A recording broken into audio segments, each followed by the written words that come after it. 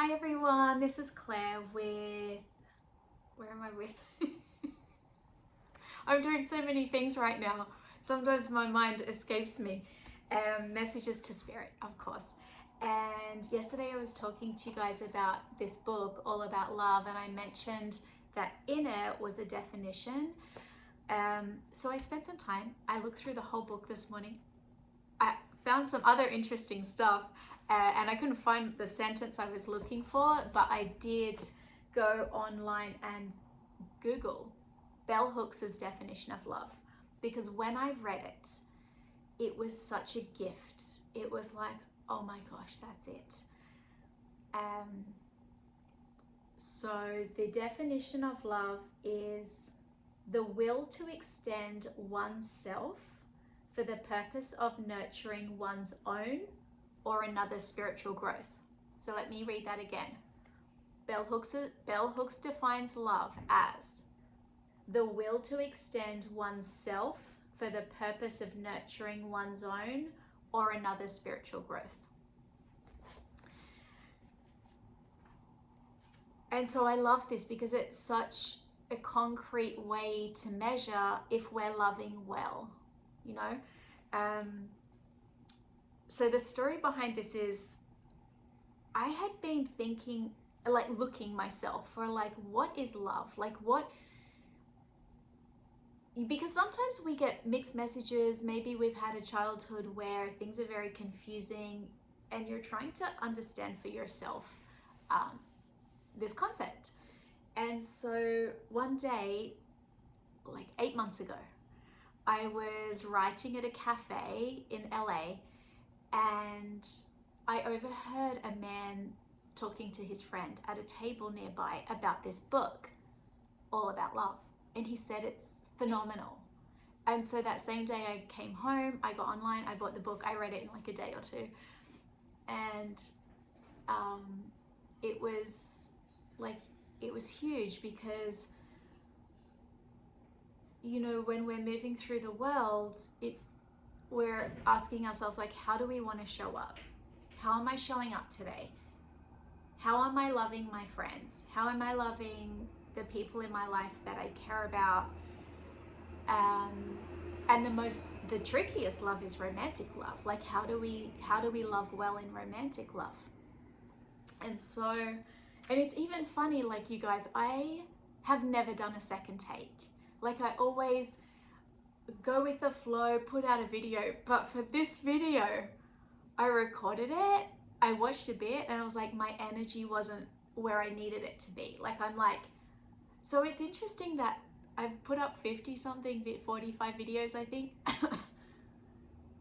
And for some reason, the one about love was the one I'm like, not good enough, like do it again. So funny. It's interesting how things, like how the universe is always speaking to us about what's important to our hearts, you know? All right, so having said all of that, I wanted to share with you guys this passage.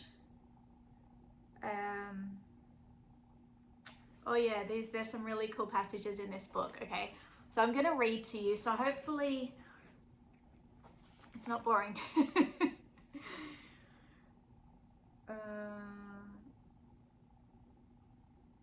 Okay, so she's talking about, this is a chapter on divine love, and so she's looking for a definition herself. So she's researching.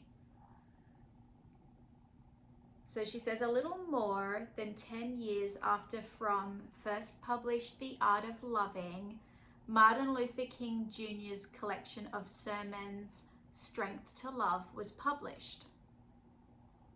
The major focus of these talks was a celebration of love as a spiritual force that unites and binds all life. Like Fromm's earlier work, these essays championed spiritual life, critiquing capitalism, materialism, and the violence used to enforce exploitation and dehumanization. In a 1967 lecture opposing war, King declared, "When I speak of love, I am not speaking of some sentimental and weak response. I'm speaking of the force which all of the great religions have seen as a supreme unifying principle of life. Love is somehow the key that unlocks the door which leads to ultimate reality. This Hindu, Muslim, Christian, Jewish, Buddhist belief about ultimate reality is beautifully summed up in the first epistle? That's a weird word. Of St. John. Let us love one another, for love is God, and everyone that loveth is born of God and knoweth God. Throughout his life, King was a prophet of love. In the late 70s, when it was no longer cool to talk about spirituality, I found myself turning again and again to his work and to the work of Thomas Merton. As religious seekers and thinkers, both men focused attention on the practice of love as a means of spiritual fulfillment. Excuse me. Extolling the transformative power of love in his essay, Love and Need, Merton writes, "Love is, in fact, an intensification of life, a completeness, a fullness, a wholeness of life. Life curves upward to a peak of intensity, a high point of value and meaning at which all is latent, creative, possibility go into action, and the person transcends himself or herself in encounter, response, and communion with another. It is for this that we came into the world, this communion and self-transcendence. We do not become fully human until we give ourselves to each other in love." The teachings about love offered by Fromm, King, and Merton differ from much of today's writing. There is always an emphasis in their work on love as an active force that should lead us into greater communion with the world. In their work, loving practice is not aimed at simply giving an individual greater life satisfaction. It is extolled as the primary way we end domination and oppression. This important politicization of love is often absent from today's writing. Okay, so I can't get comfortable today, so weird. But anyway, that, yeah, I love how strong the love that King talks about is. It's active, it's intentional, it's like a rising up. And that really moved me, where he says, I'm speaking of that force which all of the great religions have seen as a supreme unifying principle of life. It's like the undercurrent. Okay, and then I want to read you a bit more.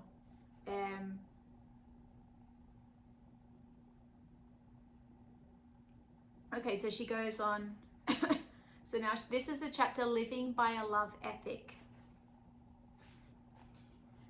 And towards the end, there's a really good part where it talks about like the elements of love in a practical way that we can implement. So she says, I'm especially fond of the biblical passage in the first epistle of John,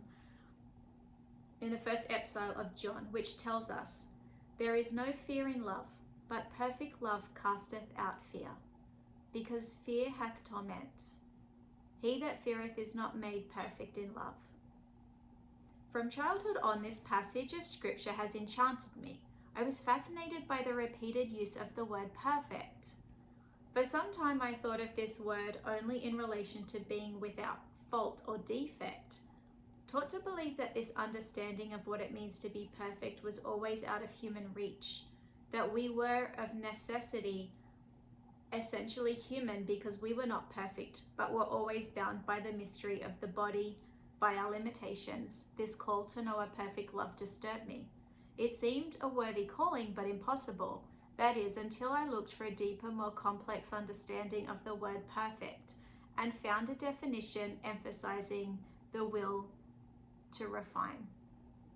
Suddenly my passage was illuminated. Love is a process that has been refined, alchemically altered as it moves from state to state, is that perfect love that can cast out fear. As we love, fear necessarily dissolves. Contrary to the notion that one must work to attain perfection, This outcome does not have to be struggled for, it just happens. It is the gift perfect love offers. To receive the gift, we must first understand that there is no fear in love. But we do fear, and fear keeps us from trusting in love. I'm just going to put this pillow behind. This might help. Oh, okay. I have to get myself situated here. All right. Fear keeps us from trusting in love. Cultures of domination rely on the cultivation of fear as a way to ensure obedience. In our society, we make much of love and say little about fear. Yet we are all terribly afraid most of the time. As a culture, we're obsessed with the notion of safety. Yet we do not question why we live in states of extreme anxiety and dread. Fear is the primary force upholding structures of domination. It promotes the desire for separation, the desire not to be known. When we are taught that safety lies always with sameness, then difference of any kind, when we are taught that safety lies always with sameness, then difference of any kind will appear as a threat. When we choose to love, we choose to move against fear, against alienation and separation.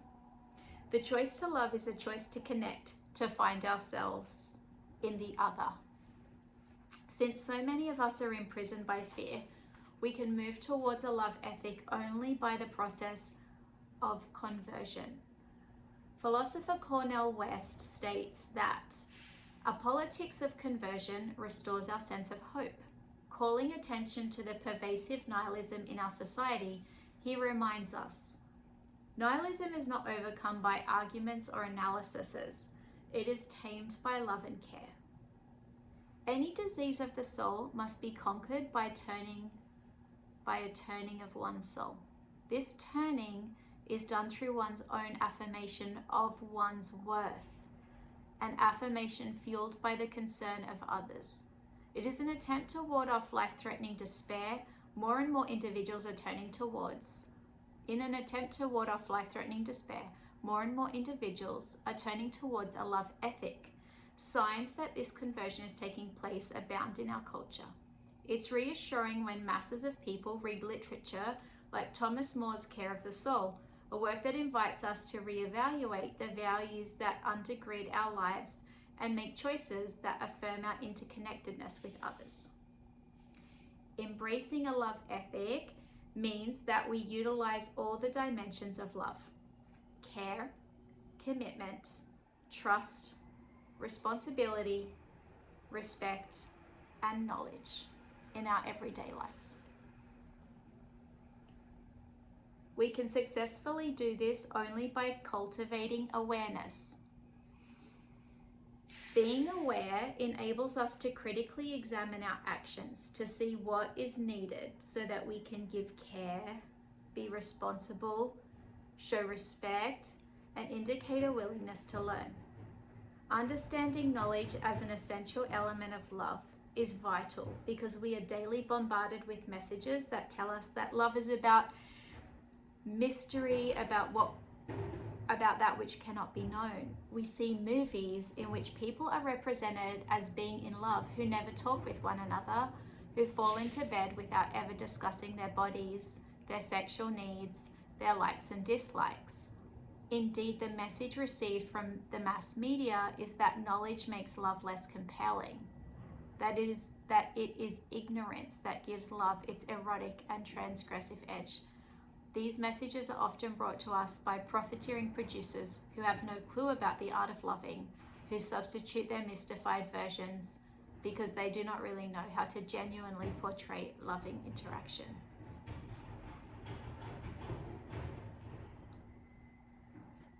And then she goes on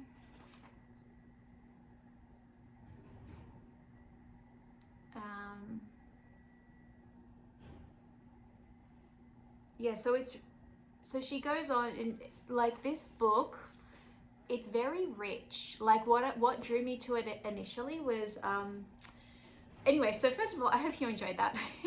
I hope that resonated on some level, whether it was the definition that I described at the beginning,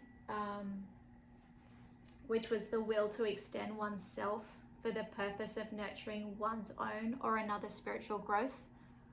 Like whether it was that, or whether you liked the ethics, the values of love, like care, commitment, respect, responsibility. Like that's how we operate in any relationship, whether it's a friend, family, a romantic partnerships. So, or even there's a chapter that she talks about work and loving your work, and how if you don't love your work,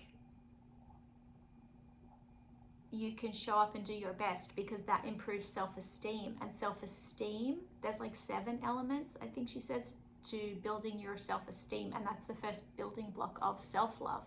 So she talks about self-love, she talks about loving others. And anyway, I bought a copy of this book. I gave it to my friend to read. I underlined all the good bits. She still has it. And then I thought, oh, maybe I'll just buy a few more copies. So I bought 2 more copies, one to give to a friend. And now I have a copy myself again, but I'm going to reread it because it feels like a guidebook for life. It feels like a way to operate where we can fulfill our own needs, fill our own cup, like have more spiritual fulfillment, and have something concrete to work with that's like grounded in reality. It's so easy to read this beautiful poetry about love, but it doesn't really, it's not implementable in a practical way in your life. So that's what I love about this. So yeah, this was a bit of a different post, but I felt it was really worth doing a deep dive on this, and yeah, sharing that with you guys. So I hope you enjoyed the video. I hope it gave you some inspiration or made you feel something hopeful, you know, about the possibility of that feeling of like self-love and loving others and receiving love, which in my opinion is like the hardest thing to do. But you know, we're all a work in progress, and we need to be, and she says you don't need to be perfect. Like literally being perfect is not love. It's like increments, stepping stones of expanding into holding more of a capacity for love and doing these little things each day. So I really love that there's no pressure to be perfect. There's no pressure to like be a different person or to look a different way or to sound a different way. And I think that's really liberating and refreshing. And yeah, my hope for you is that you go out there today and you just feel into your own energy and appreciate how you move through the world, and notice how loving you are naturally as a person without trying, how you care, how you take responsibility, how you have respect for people. Like you just move through the world naturally like this, and that's being an incredibly loving person. And so yeah, that's all for today, and take care. Sending you so much love. Thank you for being here, for your time, your energy, your support. It means so much to me. Until the next video. Bye bye.